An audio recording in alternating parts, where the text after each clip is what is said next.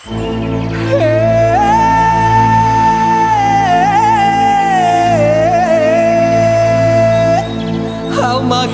Timure, negeri yang torang cintai. Sekarang tong pe kampung so jadi maju.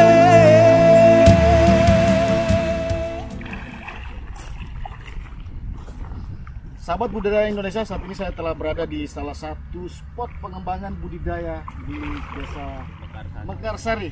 Tepatnya di Mekarsari, saya bersama dengan Pak Rizwan, salah satu pembudidaya ikan nila yang ada di lokasi spot ini. Rencananya lokasi ini akan menjadi salah satu destinasi yang akan dikembangkan menjadi aquaturism atau pengembangan pariwisata berbasis pada budidaya.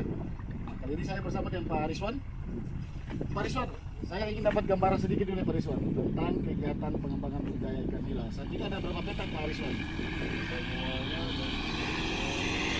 15 petak. 15 petak. Berarti satu petak ukurannya berapa Pak Riz?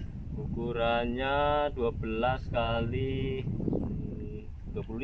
12 kali 25. Ya, 12, Wah, 25, luar biasa. 25. Berarti memang dirancang lokasi ini selain kegiatan budidaya juga diharapkan ke depan bisa ada, saya lihat ada pembangunan gazebo di tengah kolam. Tujuannya apa itu Pak Rizwan? Tujuannya ini kan kemarin kalau setiap ada orang beli mereka punya pendapat, nah ini kalau misalkan ada tempat-tempat yang begini sekalian langsung bisa sekalian saya makan di sini. Oh iya, sekaligus menikmati ya. Menikmati jadi refreshing, wisata sekaligus bisa mancing ikan, ya. Bisa lihat ambil ikan sendiri dan juga bisa tiba dan bakar sendiri di lokasi sini direncanakan ya. Sekalian dengan cara jualnya saya tidak terlalu repot. Tidak terlalu repot ya. Jadi sekalian sudah di tempat sini. Pak Rizwan, saya tanya sedikit dulu. Sudah berapa lama kegiatan pengembangan ini? Budidayanya? Untuk berjalannya sih sekitar 4 tahun kemarin. 4 tahun ya, sudah 4 tahun. Tahun ini masuk tahun keempat ya. Tahun keempat. Setiap tahun produksi gimana? Bagus? Alhamdulillah. Alhamdulillah ya. Distribusi apa hasilnya kemana? Ke Ternate kah? Kalau untuk saat ini saja untuk di lokal saja. Lokal ya, tapi terpenuhi ya. Alhamdulillah masih kurang juga. Masih kurang, waduh luar biasa. Berarti geliat orang untuk makan ikan tawar itu tinggi sekali ya. Cukup tinggi. Cukup tinggi. Potensi ikan nila ini tawar cukup tinggi, orang peminatnya. Peminatnya tinggi ya. Wah luar biasa. Berarti diharapkan ke depan ini bisa pengembangannya lebih jauh lebih besar ya Pak Rizwan. Ya insya Allah yang saya harapkan. Sekarang kita sudah punya kurang lebih 15 kolam. 15 ya. 15 kolam, nanti ke depan juga ada penambahan. Harapannya seperti itu, ataukah dari kolam ini yang ingin diteknologikan dia?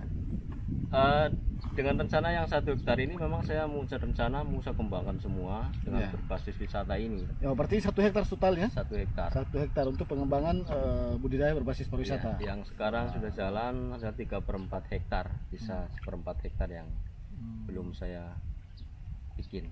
Oh, belum bikin. Sekitar berapa hektar belum diselesaikan? 1/4 hektar. 1/4 hektar lagi akan rencana untuk dikembangkan. Pak Rizwan, ini sebagai orang yang lama bekerja dan fokusnya di budidaya, apa yang menjadi kendala dalam pengembangan budidaya ikan nila saat ini? Yang paling kendala sekali itu cuma pakan, Pak. Pakan ya, pakan ini ya. Pakan ini. Di mana-mana memang masalahnya karena ada. Keberhasilannya dari ikan ini adalah pakan nomor 1. Iya. Memang ini masih sistemnya tradisional ya. Tradisional. Ke depan mungkin diharapkan bisa ada introduksi teknologi ataukah ada intervensi teknologi di dalam pengembangannya sehingga bisa jumlah padat penebarannya lebih tinggi, kemudian juga hasilnya juga bisa terkontrol lebih bagus ya. Iya, gitu. Pak Rizwan, saya ingin tanya dulu, kalau misalkan ke depan harapan untuk ke pemerintah Kabupaten Halmahera Timur dan pemerintah provinsi dengan luas areal yang 1 hektar ini bisa dilakukan kegiatan pengembangan yang jauh memasukkan teknologi ataukah memang tidak perlu menurut Pak Rizwan? Kalau untuk teknologi memang perlu karena kemajuan zaman itu kan semakin kesana kan bukan semakin semakin maju, otomatis melihat peluang potensi-potensi yang sekarang ini banyak yang kayak PT itu kan mereka perlu hiburan, perlu makan ikan juga. Iya, perusahaan-perusahaan ya. Perusahaan tambang di hati banyak kan. Prospek itu ke depannya. Terus Pak Rizwan, sedikit masuk soal rahasia sedikit. Kalau tebarnya 1 kolam tebarnya padat penebarannya berapa?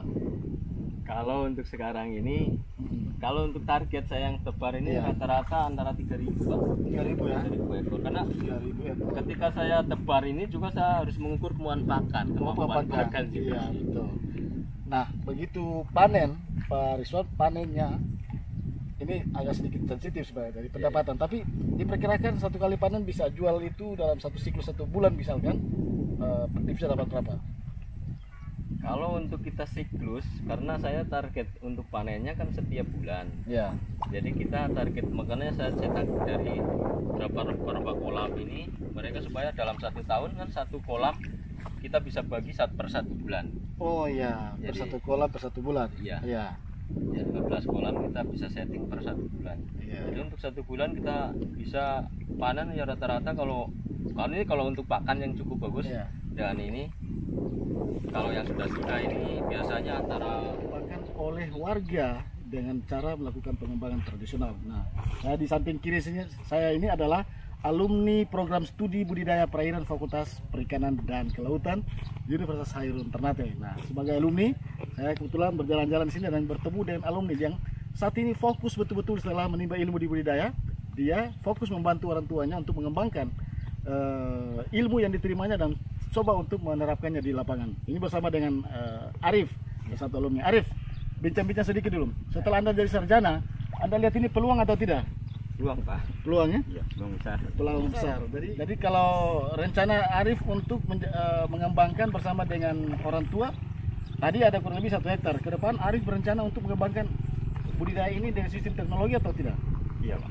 Berbasis teknologi. Ya. Masih teknologi. Itu. Nah, salah satu yang saat ini lagi gencar itu adalah bioflok atau bioflok itu. Menurut Arif gimana tuh? Untuk di sini sih sementara kan belum ada, maksudnya belum terkenal lah. Ya rencana ke depan kan ya mudah-mudahan kita yang awali lah. Ya, oke, berarti ada rencana kita dari Pusat Kajian Aquacultur Maluku Utara untuk melaksanakan kegiatan pelatihan manajemen pengolahan budidaya ikan nila berbasis bioflok di desa sini. Nah, menurut Arif itu baik atau tidak? Bagus Pak, sangat bagus. Sangat bagus ya. Iya. Oke, sahabat budidaya Indonesia, saat ini saya juga masih bersama dengan alumni, kemudian bersama dengan Pak Risman. Tadi kita melanjutkan wawancara kita atau interview singkat kita dengan Pak Risman tentang proses pengembangan yang ada di lokasi sini. Pak Risman, satu lagi, kalau pakan jadi masalah dari sisi pembiayaan, panen, kemudian beli pakan, pendapatannya bisa terjaga tidak? Kalau untuk saya jalani sekarang masih bisa terjaga karena saya masih pakai solusi lain. Di sini kan banyak pakanan-pakanan alternatif, jadi saya masih bisa tangani. Tapi alangkah bagusnya kalau misalkan ada pakan-pakan yang kayak yang standar ya.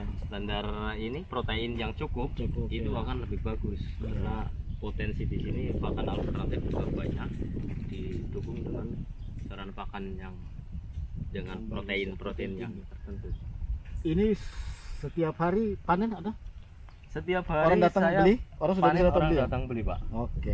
Sahabat budidaya Indonesia, terutama Anda yang tinggal di Provinsi Maluku Utara, lebih utama lagi di Halmahera Timur atau di kota Ternate atau di kota-kota besar di Maluku Utara. Jika Anda ke Halmahera Timur, jangan lupa berkunjung ke salah satu desa, namanya Desa Mekarsari. Di sini ada kegiatan pengembangan budidaya ikan nila. Anda bisa datang melihat, datang beli, datang menikmati, bahkan Anda bisa refreshing di lokasi sini karena seluruh kru atau tenaga kerja yang ada di sini akan menjamu Anda dengan dan menjelaskan seluruh pengembangannya, bahkan Anda menikmati. Ke depan ada 5 gazebo yang akan dikembangkan oleh 6 gazebo yang akan dikembangkan oleh Pak Risman dengan kelompok nama apa? Kelompok Maju Jaya. Maju Jaya. Kelompok Maju Jaya akan menjadi salah satu ikon di desa Mekarsari. Pak Risman, satu lagi saya ingin dapatkan gambaran tentang beda antara budidaya yang tradisional dan harapan Pak Risman ke depan perlu tidak untuk pengembangan berbasis ke bioflok. Sangat perlu sekali karena bioflok itu kan lebih terjaga. Ya. Karena kalau untuk bioblok itu kita lebih terawat, terus makan juga kita lebih terjaga. Ya. Ya, Supaya oksigen juga bisa kita kontrol. cukup. Kalau seperti ini kan kita harus kerja ekstra ya. banyak tantangan lagi. hal yang lain yang tidak Dari sisi keamanan aman sekali nih. Alhamdulillah Aman. saat ini selama saya budidaya ini cukup aman, Menurut Pak Rizwan, prospek budidaya sangat terbuka di Halmahera Timur. sangat tidak? terbuka. Sangat terbuka ya. Terbuka. Lokasinya ada, kemudian dari sisi kelayakan lokasi juga sangat sangat banyak, strategis. Jadi tidak ada alasan untuk orang tidak melakukan kegiatan pengembangan budidaya. Sahabat budidaya Indonesia, solusinya adalah salah satunya adalah budidaya menjadi solusi untuk rakyat. Jadi kalau kita mengembangkan kegiatan sektor perikanan tangkap, kita ke laut masih bisa teka-teki Pak Risman. Kita dapat berapa kilo, tetapi kalau di budidaya kita sudah bisa memprediksi setiap bulan kita bisa prediksi berapa jumlah pendapatan kita, terutama adalah hasil yang kita bisa kelola. Itu karena kegiatannya berbasis budidaya tadi. Nah, memang saat ini masih sistem tradisional, tapi harapan kita ke depan Pak Risman juga akan memasukkan teknologi di dalamnya untuk pengembangannya. Walaupun sudah tradisional, tapi 4 tahun bertahan itu sesuatu usaha yang luar biasa ya, karena 4 tahun bisa survive dengan situasi yang saat ini. Merasakan dampak COVID-19 terhadap akibat ini? Kalau saya rasa di sini nggak terlalu terasa, Pak. Nggak terlalu terasa ya. Terlalu terasa. Di desa kegiatan pengembangan budidaya bisa lebih jalan terus ya. Tetap jalan, Pak. Karena Harga pakan Pak Isman? untuk saat ini pakan toko ini kisaran sudah mencapai harga 13.000 per kilo. 13.000 per kilo ya. Kalau untuk per sak yang 30 kilo itu sudah 350, protein 21. Berarti butuh berapa kilo untuk di 14 petakan saat ini? Kalau untuk kita sesuaikan dengan ikan, itu biasanya untuk ikan kita sesuaikan, dan misal kita tabur dari ukuran nominal kecil dengan 3.000 ekor sampai panen, itu setidaknya harus kan 3% dari 3% dari ya, betul. Jadi bisa dihitung Ya, saja. berarti memang kuncinya dari pakan salah satunya. Dari pakan. Kemudian kedua dari sirkulasi dan menjaga kualitas air. Sudah sering cek kualitas air? Airnya selalu disirkulasi tidak? Kalau air selalu sirkulasi. Iya, saya tadi lihat oh memang airnya berjalan bagus, ada Air outletnya, ada jadi inletnya jalan bagus. terus. Jadi supaya airnya dari mana Pak? Airnya dari sumber itu di situ. Sumber nanti kita lihat ya. Iya. Sebentar di video ke sana, nanti ada video.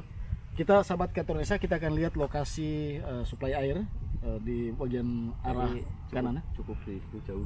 Oh jauh, nanti kita akan tunjukkan saja lokasinya. Ya, saya kira itu. Terima kasih Pak Rizwan atas bincang-bincang ini. Channel ini akan kita tembuskan di Bupati Halmahera Tengah, Halmahera Timur, dan dengan Kepala Dinas Perikanan Provinsi Maluku Utara, terutama adalah Gubernur, untuk membuat regulasi tentang bagaimana menyiapkan UPTD khusus budidaya yang ada di Provinsi Maluku Utara, terutama juga ada di Halmahera Timur. Saya kira itu. Terima kasih Pak Rizwan. Thank you.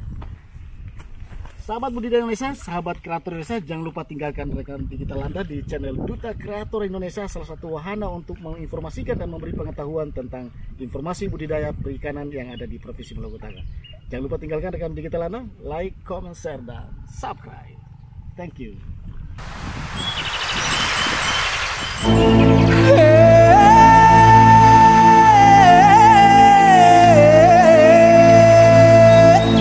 Halmahera Timur,